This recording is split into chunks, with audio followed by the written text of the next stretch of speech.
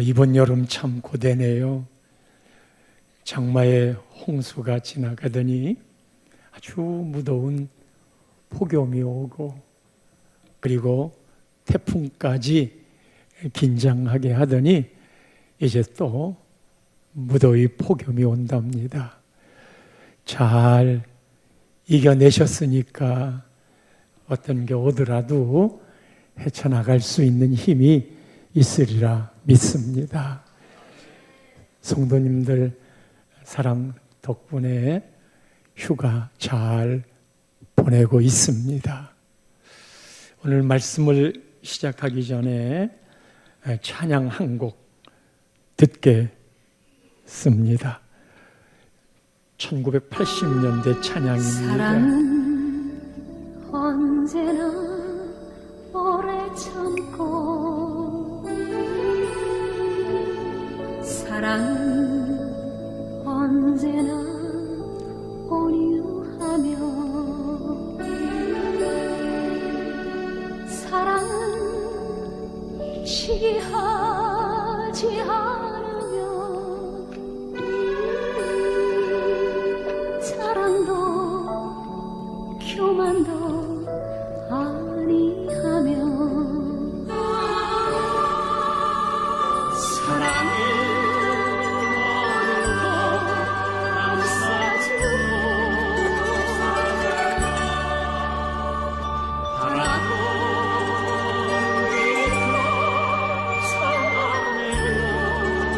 참아내며, 사랑은 영원하고 변함없네.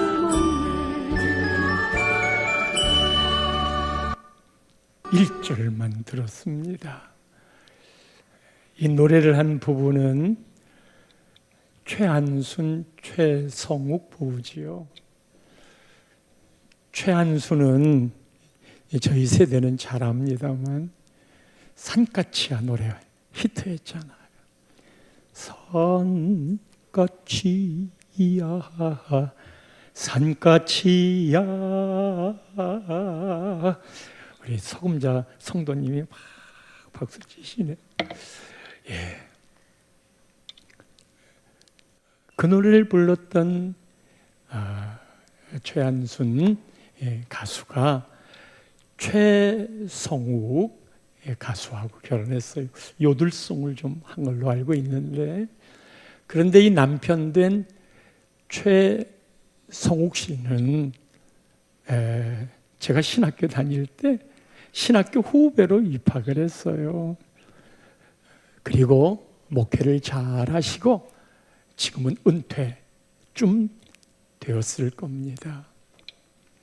오늘 본문을 이렇게 노래한 건데, 이 노래를 듣고 있으면 최한순 또 최성욱 그 두 분의 그냥 그 목청이 얼마나 청아한지, 그리고 그 사랑의 극치를 표현하는 가사로 인해 이 찬양을 듣고 있으면 행복한 마음이 찾아옵니다.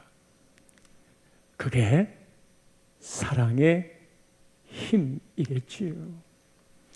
금년에 저희 교회 표가 가족 구원이잖아요. 얼마나 진행되고 있을까요? 이 가족 구원을 아무리 외쳐도 우리 개개인과 그 가정이 사랑으로 엮어져 있지 않으면 그게 이루어질 수 없는지라 여호수아의 가족 구원의 이야기까지 하고, 그리고 사랑으로 뛰어들었습니다. 이 사랑이 몸에 배어야 당신이 그리스도인입니다 라고 말하는 거죠. 성경에는 하라는 명령과 하지 말라는 명령으로 이어졌습니다. 그리고 그것은 단호하고 분명하게 구별하는 이야기로 말합니다. 모세 오경을 보면 율법이 613개인데 하지 말아라 하는 소극적인 것이 365개니 365일을 하나님의 말씀으로 매일 같이 하나씩 하지 말라는 게 있어요. 그리고 하라고 하는 적극적인 것이 248개인 바, 10계명에도 10개가 있는데 하지 말아라 라고 말하는 소극적인 명령이 8개가 있는 반면 하라고 하는 적극적인 게 2개인 바, 그 2개가 뭐지요? 안식일을 거룩하게 지키라, 또 하나는 내 부모를 공경하라, 이 2가지입니다. 이러하듯 오늘 본문에 사랑의 속성이 모두 15가지인데 이 사랑의 속성이 하지 말 것과 해야 할 것들을 구별하고 있는 바, 하라고 하는 것 7개, 하지 말라고 하는 것 8개인데 그 표를 한번 보여주십시오. 하지 말라고 하는 소극적인 거는 시기하지 마, 사랑이 아니야.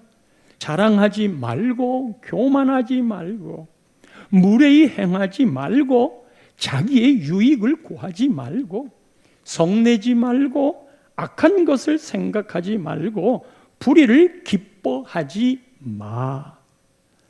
하라고 하는 적극적인 건, 사랑은 오래 참아, 온유해, 진리를 기뻐해, 모든 것을 참고, 모든 것을 믿고, 모든 것을 바라고, 모든 것을 견뎌. 사실 이런 말이 나오면, 사랑이라는 말이 나오면 상대방이 그렇게 사랑의 모습으로 살면 참 나도 행복하고 기분 좋고 은혜가 되지만, 이 사랑을 나보고 그렇게 살라고 하면 짜증나요. 쉽지 않아서 힘이 드는 거예요. 오늘 설교는 하지 말라는 것과 하라고 하는 것, 도표 다시 보여주세요. 이것 중에 하지 말 것, 사랑은 이것을 안 해야 돼. 이게 들어오면 사랑을 밀어내는 거야. 이게 들어오면 사랑이 함께 설 수가 없는 거야. 그러니까 이 하지 말아야 될 것, 이것을 골라내면 진짜 사랑이 남거든. 우리가 속고 있는 건 사랑의 흉내를 내거나 내 본능이 그렇게 쫓아가는 게 사랑인 줄 알거나 인식하지 못하고 사는데, 이런 하지 말아야 될 것이 사랑을 다 몰아내고 있는 거야. 그래서 오늘은 이 8가지의 것을 다루고 다음 주에 적극적인 하라는 사랑을 살펴볼 건데, 위조 지폐를 가려내면 진짜 돈이 나오듯, 쭉정이를 날려보내면 알곡이 남듯, 사랑을 방해하고 거절하게 만드는 것들을 걷어내면 진짜 사랑이 있는 바, 우리에게는 적극적으로 하라는 이 사랑은 힘들어도 우리가 하고 있는, 하지 말라고 하는 이 소극적인 이 사랑은 내가 하고 있는 것처럼 착각하면서 살고 있기에 마귀가 속일 수 있는 확률이 훨씬 더 많은 거지. 맨 처음 시작이 시기예요. 사랑을 몰아내는 첫 번째 것이 시기예요. 이 시기는 다른 사람이 잘 되고 높아지는 것을 질투하는 감정입니다. 여기에서 그릇된 경쟁이 나오는데, 내가 너보다 더 나아, 그때는 우월감이 생기고, 내가 너보다 더 못한데, 그러면 열등감이 생깁니다. 이것의 시작은 언제나 나와 다른 사람을 비교하는 거예요. 사랑하는 성도 여러분, 우리는 이것에 자유롭지 못합니다. 어릴 때 학교 다니면서 아니면 가정에서 부모로부터 비교하는 것들을 계속 당하면서 살고 있기 때문이에요. 형제가 있어도 형제 나름의 특징들을 인정해 주면 좋은데 부모의 마음이 그래요. 잘하는 놈을 빗대서 그렇게 왜 못하니? 그러면 이게 원수가 되는 거거든요. 사회는 경쟁을 통하여 그것도 생기 있는 한 부분일 수 있지만 선의의 경쟁은 좋은 거니까요. 끝없이 비교하며 살도록 요청받고 있습니다. 사울의 삶과 다윗의 삶을 비교해 보면 사울이 왕이란 말이에요. 골리앗을 다윗이 이긴 다음에 사울이 죽인 자는 천천이지만 다윗은 만만이로다. 인기가 올라가니까 저놈을 죽여야 되겠다. 딸까지 준 장인이지만 끝없이 다윗을 죽이려고 해. 그래서 사울의 인생은 다윗을 추적하여 죽이려고 하는 삶으로 그의 생애가 이어집니다. 반면에 다윗은 자기를 죽이려고 하는 그 사울을 하나님이 왕으로 세워준 자인데 어떻게 내가 그를 죽일 수 있느냐고 건드리지 않았어요. 그렇게 할 수 있었던 것은 사울을 바라본 게 아니고 하나님을 바라봤기 때문에. 사울은 다윗을 추적하는 삶이었고 다윗은 하나님을 바라보는 삶이었기 때문에 다윗의 삶이 복된 것이었지요. 야고보서 3장 16절에는 이렇게 말합니다. 시기와 다툼이 있는 곳에는, 시기와 다툼은 쌍둥이에요. 비교하니까 거기에는 반드시 다툼이 일어나는데 혼란과 모든 악한 일이 있습니다. 교회가 평안하지 못하면 혼란이 일어나는 이유는 시기와 다툼입니다. 여기도 사람 사는 사회라 끝없이 도토리 키재는, 그게 예수님을 모시고 있는 12 제자 중에도 누가 더 크냐 하는 신을 하고 있었지요. 예수님은 섬김을 받는 자가 아니라 섬기는 자가 더 크다. 여러분, 이런 가치관은 세상에 살고 있는 사람은 도무지 받아들일 수 없는 가치관이에요. 고린도전서 3장 3절 말씀에는 이렇게 시기와 다툼이 있는 자의 특징이 뭐로 이야기하느냐 하면, 너희는 아직도 육신에 속한 자로다. 너희 가운데 시기와 분쟁이 있으니 어찌 육신에 속하여 사람을 따라 행함이 아니리요. 시기와 분쟁이 있는 사람의 특징은 육신에 속한 자예요. 거기에는 성령이 없습니다. 육신에 속한 자의 특징은 그에게 시기와 분쟁이 있는 곳입니다. 이 시기는 가장 먼저 사랑을 몰아내는 일의 첫 번째가 되나니, 우리 교회 공동체 안에서 이 부분이 작동하는 때가 여러분 중직 선거할 때입니다. 우리가 말하잖아요. 저 일꾼을 뽑는 축제. 그런데 일꾼을 뽑고 난 다음에 왜 마음이 갈라지게 되는 걸까?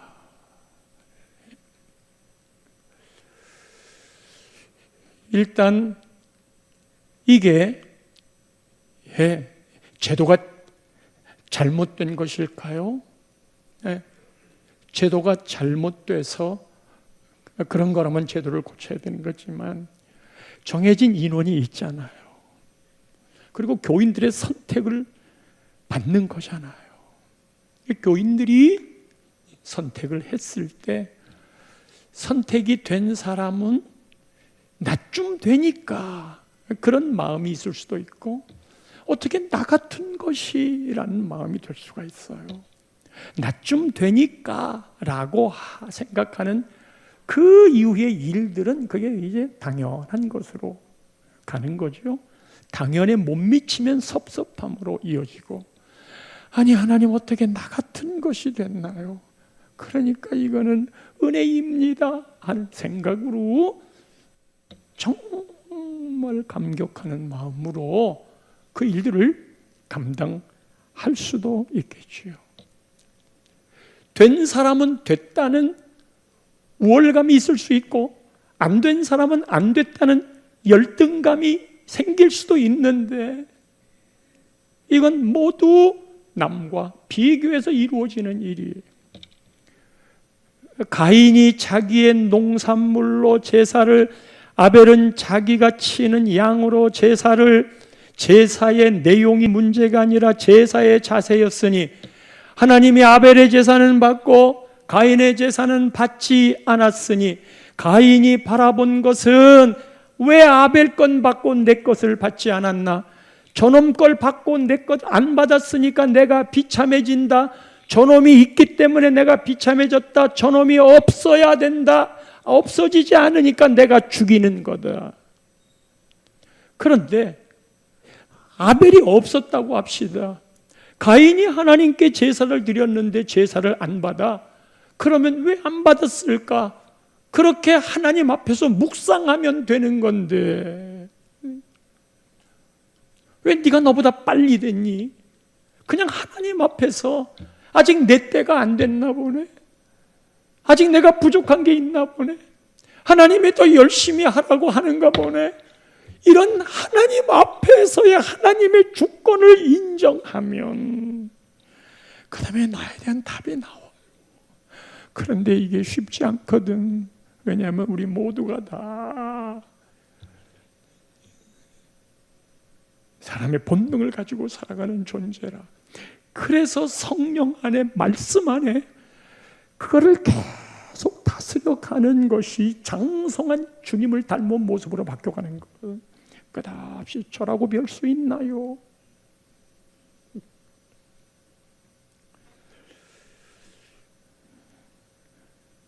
육신에 속했는가를 보는 건 아직도 나에게 시기와 분쟁이 있는가.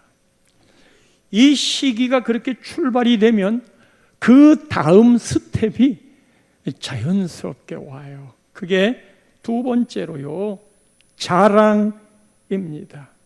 시기의 다음 단계가 자랑인데,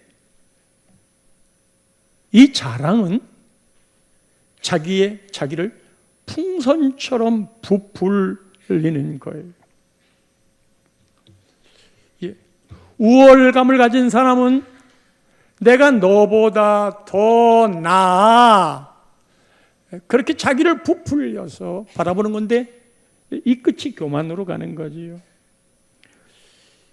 열등감을 갖고 있는 사람은 내 열등감을 감추기 위해서 헛것을 자꾸 부풀리는 거예요. 근데 여러분, 그런 부풀림의 소리를 들으면 듣고 싶던가요? 그거 좋아하는 사람은 없어요. 모두 싫어하는 게 이게 자랑하는 거예요. 나는 좋아요. 너하고 달라. 그게 이미 비교에서 시작된 거거든요. 그냥 그게 하나님의 은혜라는 걸 알면 그거를 그냥 그대로 하나님의 은혜로 내가 그 안에서 속속히 소화하면서 양분으로 삼아가는 즐거움이 있어요. 다른 사람이 알아주지 않더라도 말이죠. 야고보서 4장 16절에 보면, 이제도 너희가 허탄한 자랑을 하니 그러한 자랑은 다 악한 것이라. 여기 자랑에 대한 정의가 뭐냐 하면 허탄한 자랑이래요. 그러한 자랑은 다 악한 것이라. 자랑은 나를 부풀려서 크게 만든 거라고 그랬잖아요. 근데 그런 자랑이 허탄하대요. 하나님 입장에서는 남는 게 하나도 없습니다. 오히려 자랑을 하면 거기에 귀 기울이는 게 사탄이에요. 왜냐하면 그에게는 자기 자신을 나타내는 일을 이 자랑을 통해서 하는 것이기 때문에 마귀가 훨씬 무너뜨리기 좋은 상대로 알고 있는 거예요.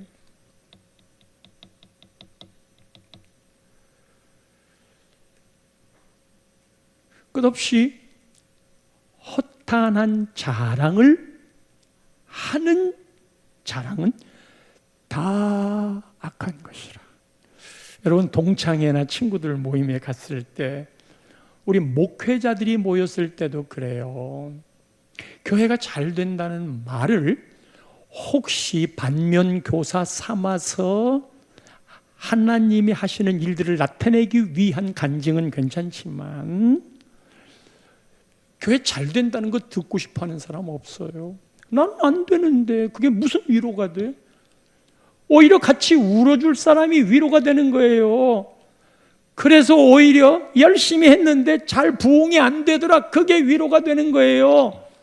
그러나 그것은 제시하는 길은 될 수가 없으니까. 동창회 모임 가가지고 남편 승진한 거, 뭐 아파트 산 거 샀더니 또 그 가격이 확 올라가지고 돈 벌었다는 거, 그리고 아들이 뭐 딸이 뭐 좋은 데 들어가고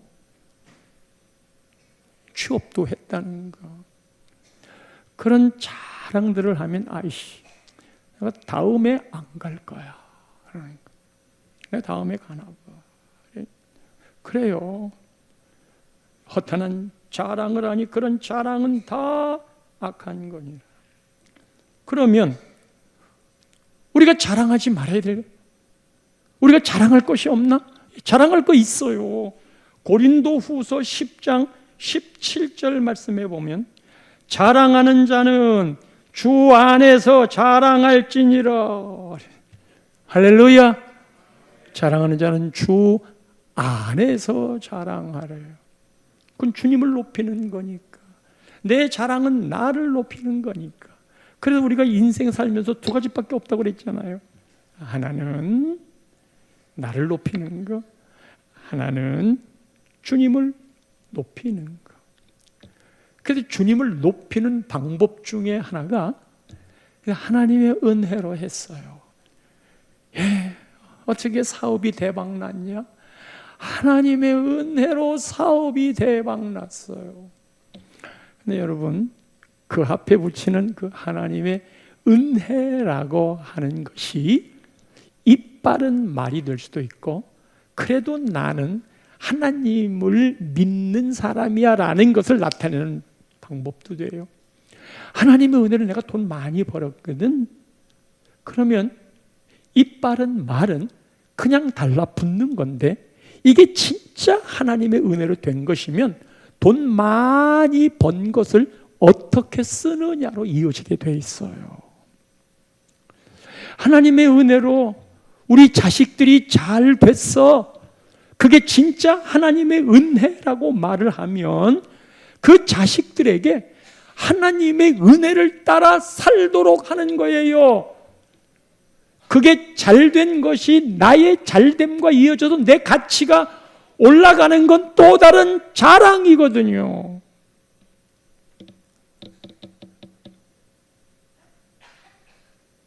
그래서 잠언 27장 2절 말씀에 보면 타인이 너를 칭찬하게 하고 내 입으로는 하지 말며 외인이 너를 칭찬하게 하고 내 입술로는 하지 말지니라.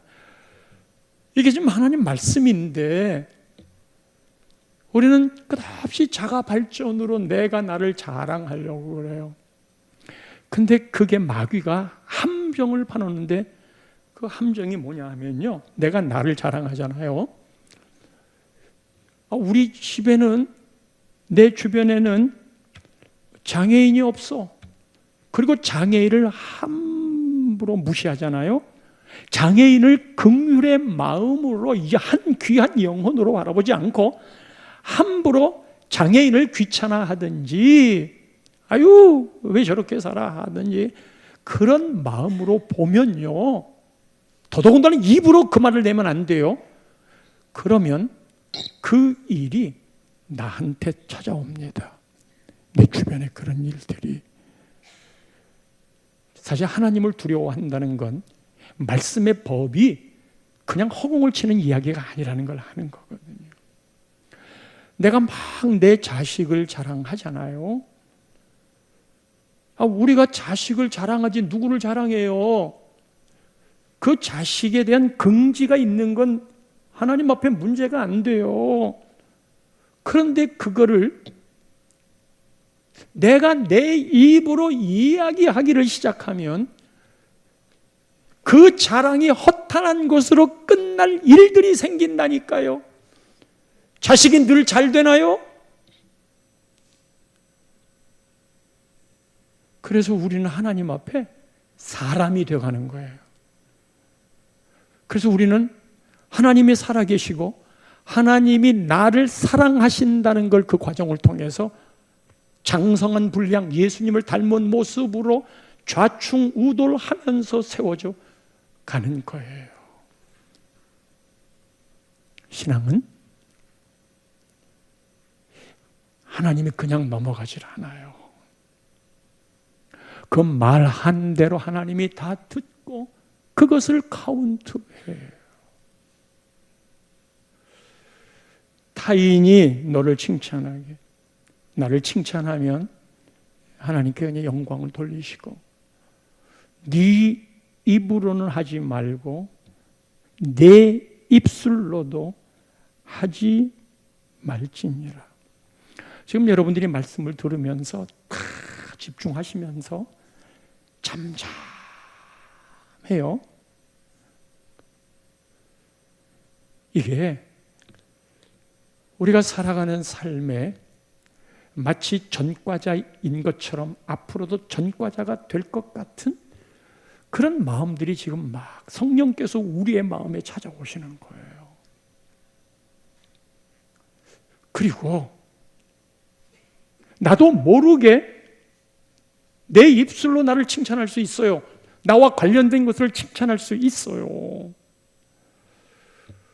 근데 이 말씀을 아는 사람들은 곧 이어서 아차, 내가 이러면 안 되는 걸 알아요. 근데 그 하나님의 말씀이 없으면 재산이 이것밖에 없으니까 자가 발전으로 끝없이 이야기를 하는 거예요. 저는 우리 나눔의 교회를 반평생 섬기며 살았습니다. 그리고 나눔의 교회 개척 때부터 정말 사랑하는 마음으로 부족하지만 달려왔고, 우리 나눔의 교회가 참 좋습니다. 나눔의 교회 교인들이 참 좋습니다. 그저 하는 말 아니에요. 나는 큰 교회가 부럽지 않습니다. 그거는 우리 나눔의 교회를 향한 저의 마음의 본심이기 때문입니다. 그런데 제가 다른 사람 앞에서 우리 나눔의 교회가 좋다는 말을 자랑 삼아 하면 하나님이 싫어합니다. 안 좋아하십니다. 왜냐하면 그 자랑이 나하고 연결되었기 때문에 네가 목회를 잘해서 그런 거구나 하고 집중이 되기 때문에 싫어합니다. 그리고 그럴 때 저는 회개를 합니다. 반면 교인들은 내가 섬기고 있는 우리 나눔의 교회, 그리고 우리 담임 목사님 정말 좋다, 자랑스럽다, 이것은 교회를 세워가는 주 안에서 하는 자랑이기 때문에 여러분들의 입술에는 내가 다니고 있는 교회에 대한 긍지, 하나님이 많고 많은 교회 중에 만나게 한 축복의 자리, 그리고 못났어도 우리 담임 목사님이기 때문에 다른 사람이 뭐라고 그래도 나는 우리 담임 목사님의 비전을 믿어. 아멘을 안 하시네. 그런 자랑은 주 안에서 하는 자랑이 되는 거예요. 그게 자기 개인에게 돌아오는 이익으로 끝나는 건 아니기 때문에 그런 거죠. 시기하면 반드시 자랑이 등장을 하고, 시기와 자랑의 단계가 지나가면 그 다음에 교만이라는 형태로 나타나. 그 다음이 교만이에요. 세 번째가 하지 말아야 될 것. 반드시 따라오는 게 교만입니다. 이 교만은 마음이 높아지는 것이라고 생각을 하겠지만, 성경에서 말하고 있는 교만의 첫 출발이 선악과를 보고 사탄이가 선악과를 따먹으라. 왜? 너도 하나님처럼 된다니까. 그게 선악과예요. 하나님처럼 되면, 내가 하나님이 되니까 하나님이 필요 없는 거예요. 내가 하나님이 되는데 하나님이 뭐가 필요해? 그래서 인생의 가장 큰 죄는 하나님을 받아들이지 않는 거예요. 하나님을 밀어내는 거예요. 하나님이 어디 있냐고 하는 거예요. 아니 목사님, 그게 어떻게 살인하고 간음하고 도둑질하는 것보다 더 큰 죄입니까? 하나님이 없을 때 나타나는 현상들이에요. 그래서 인류의 가장 큰 죄는 하나님을 안 믿는 건데, 거기서 음부와 낙원이 갈려집니다. 근데 하나님을 안 믿는 이게 어디서 출발했느냐 하면 선악과에서 출발했어요.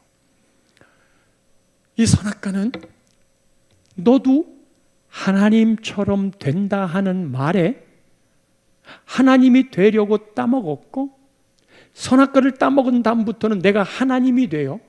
하나님이 판단해야 할 것을 다 내가 판단하는 거예요. 내가 하나님이 되어서 내가 판단하는 거예요. 사랑을 몰아내는 거는요, 여러분이 사람을 판단하잖아. 교인들을 판단하고 가족, 자식, 부모 판단하잖아요. 그 판단이 내가 하나님이 되어 내가 선악을 판단하는 거예요. 그럼 그렇게 하지 않으려면 어떻게 해야 되느냐? 하나님 말씀에 남편들아 이렇게 하라, 아내들아 이렇게 하라, 부모들아 이렇게 하라, 자식들아 이렇게 해라. 근데 우리가 갖고 있는 모든 생각들은 말씀에 근거하기보다는 세상에서 들은 가치관들, 유교적인 가치관, 세상의 가치관, 그런 것들이 맞는 것이냐, 그 가치관으로 판단해서 원래 그러네, 그렇게 살면 돼, 안 돼를 이야기하는 거예요. 그래서 기독교가 다른 방향으로 많이 갔어요. 그것을 바로잡는 일은 여러분 말씀 안에 기준을 잡아야 되는 거예요.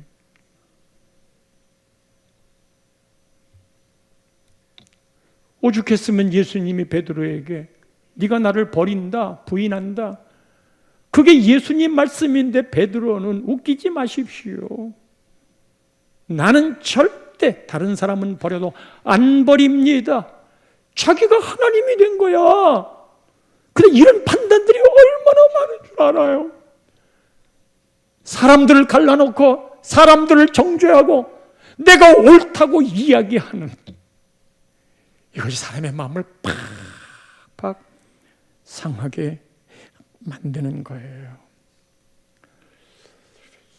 실제의 자기보다 더 높이 올리는 착각. 잠언 16장 18절 말씀에 보면 교만은 패망의 선봉이요 거만한 마음은 넘어짐의 앞잡이이니라. 교만은 자랑과도 연결이 되는 건데 패망하는 1등 공신이에요. 거만한 마음은 넘어짐의 앞잡이이니라. 그 다음에 19절 넘어가면요, 겸손한 자와 함께하여 마음을 낮추는 것이 교만한 자와 함께하여 탈취물을 나누는 것보다 나으니라. 겸손한 자와 함께하는 게 마음을 낮추는 거예요. 교만한 자와 함께하면 탈취물, 자기 이익이 생기잖아요.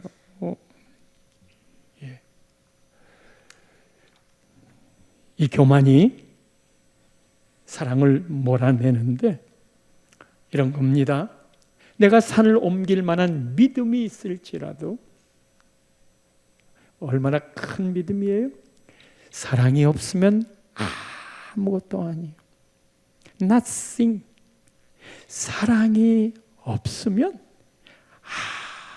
아무것도 안 나요. 이 교만은 자기 중심으로 생각하는, 타인을 생각하지 아니하는 사랑이 빠졌기 때문에 아무것도 아니에요. 자, 그렇다면 시기, 그 다음에 자랑, 거기서 나오는 교만, 이 세 가지를 다 묶으면 어떻게 행동이 나오느냐가 나와요. 시기부터 출발했어요. 남하고 비교하고 나는 너보다 더 위야.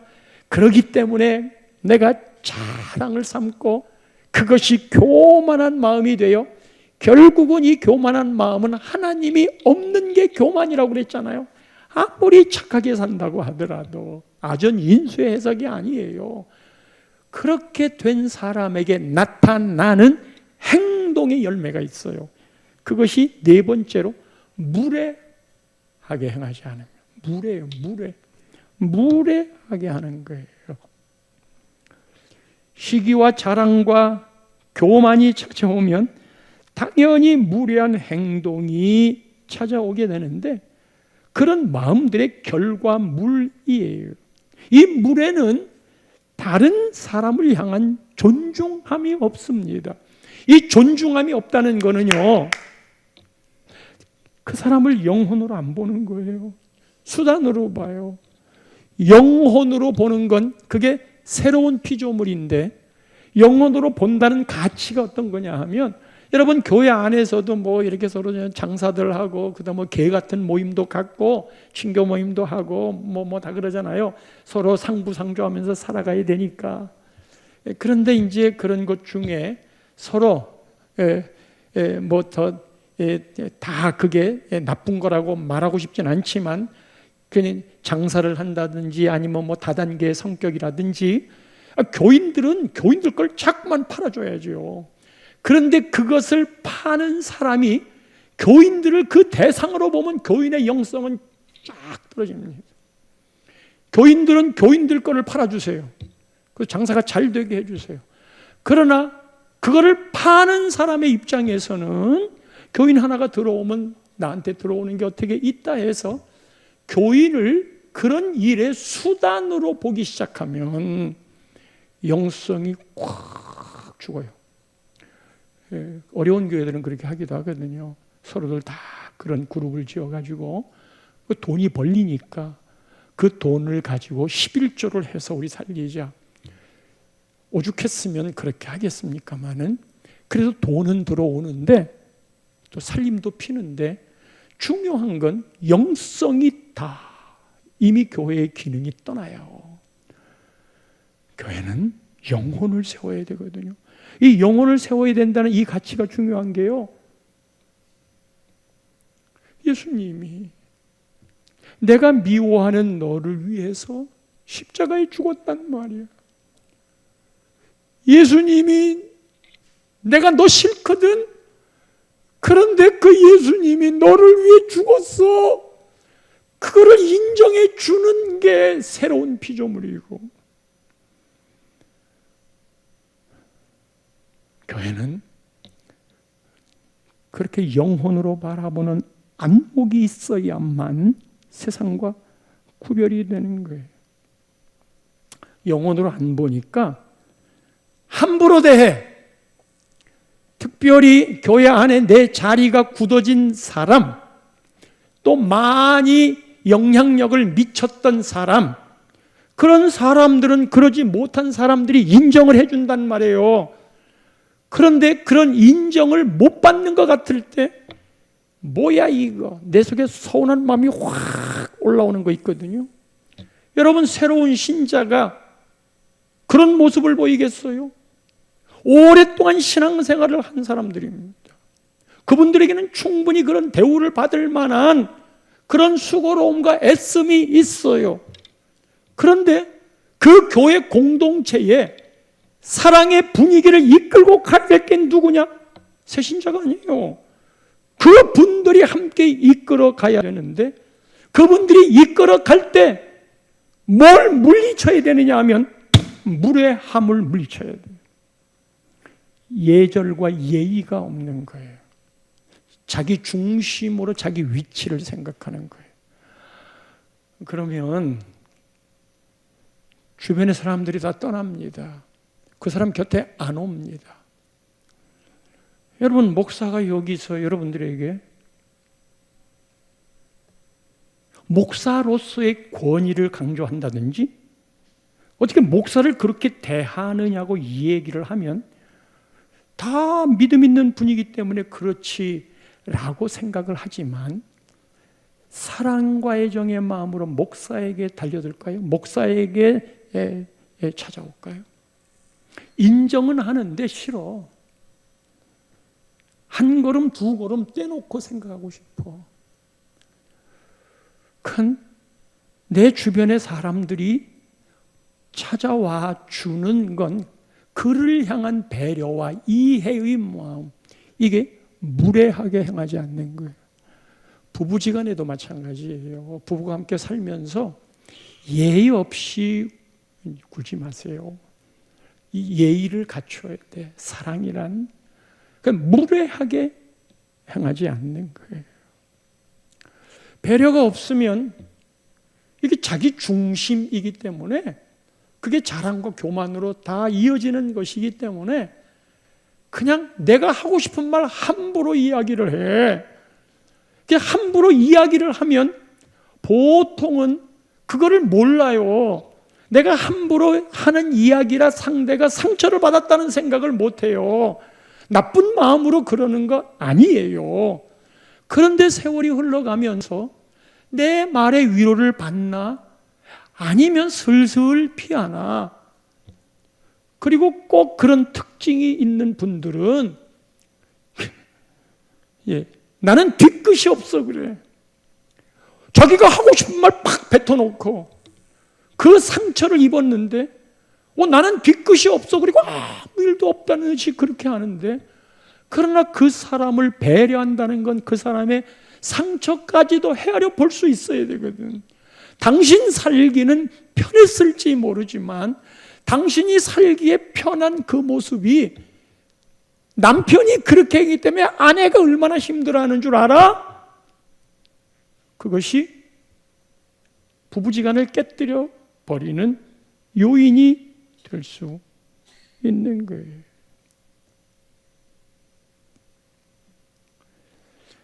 때때로 저 사람이 잘 된 거 내가 도왔기 때문이야. 나 없으면 어떻게 그 일을 해?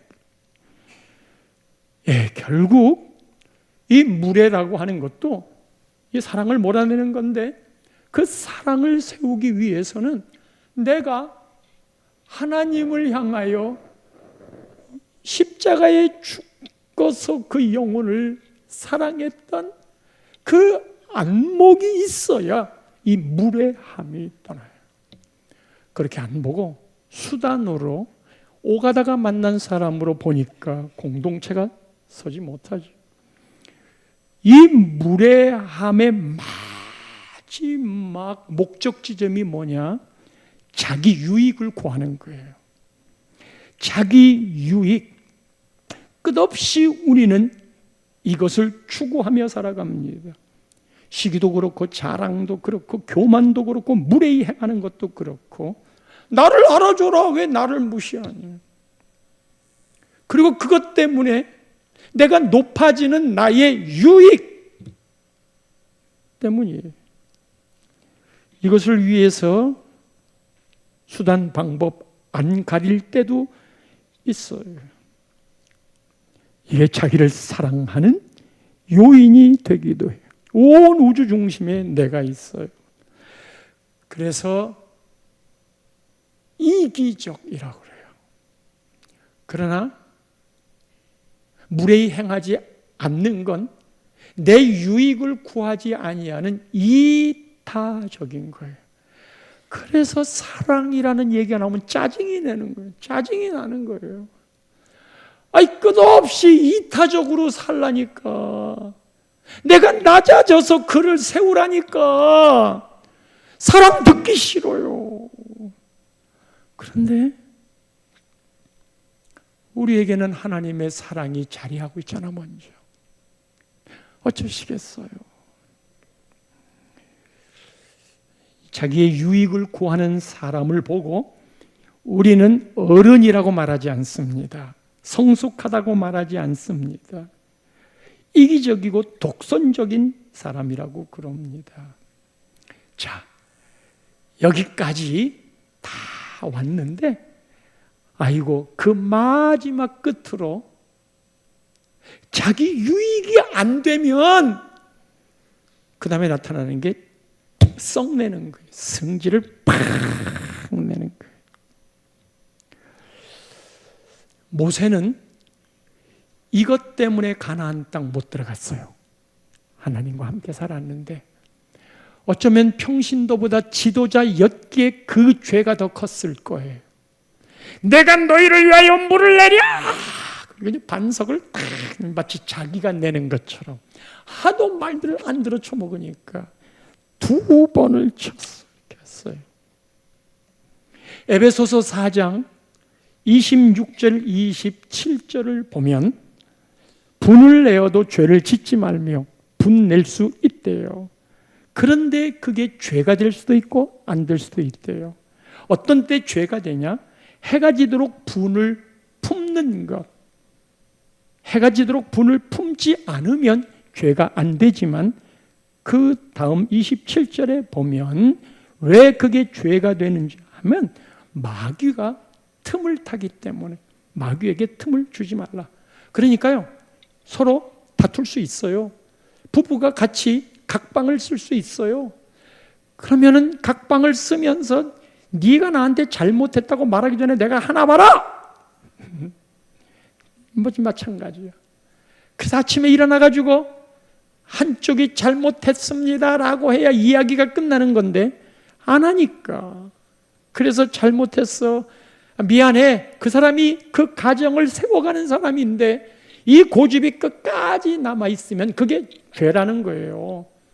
그러면 그거를 해가 지도록 품지 않는 방법이 뭐냐? 그냥 밤에 잠잘 때에는 속상한 마음 그대로 갖고 자. 미운 마음 그대로 갖고 자도 괜찮아. 거기까지는 죄가 아니래. 그런데 해가 지고 그 다음 날이 밝았는데 그 밝은 날 아침에 여보 잘 잤어? 그러지 않으면 죄라는 거예요. 이미 마귀가 틈을 타서 함께 살붙이고 살아왔던 그 아내나 남편이 이게 마귀가 되는 거예요. 행복하겠어요?